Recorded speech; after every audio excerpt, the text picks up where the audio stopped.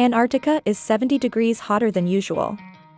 Last year Siberia was on fire. The Amazon rainforest is tipping into oblivion. The entire climate is collapsing. It is the literal end of the world as we know it. And a new world is coming to replace it. Our collective reactions to these events are wildly out of proportion.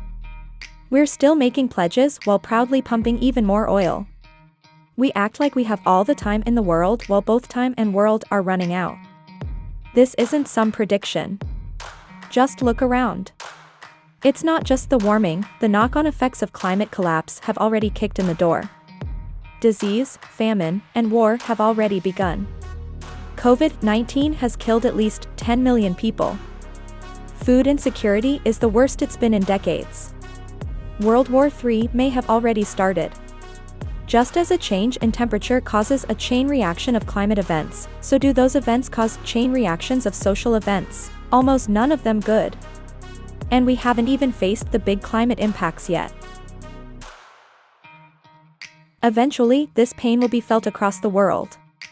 Revolution is supply and demand really. Reduce the supplies of food and fuel enough, and demand for revolution will come. Yet while there is opportunity for revolution this century, I think you also remember revolutionary outcomes. We're talking waves of violence and human destruction. Last century, when old colonial empires collapsed and fled, it was in a paroxysm of world wars. Tens of millions of people died. Revolutionary movements in China and the USSR killed millions of people, in famines and in persecutions.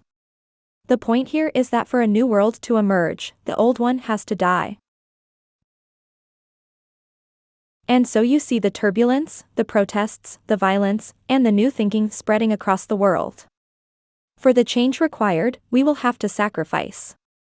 And I don't mean paper straws, and waiting 30 minutes at a charging station.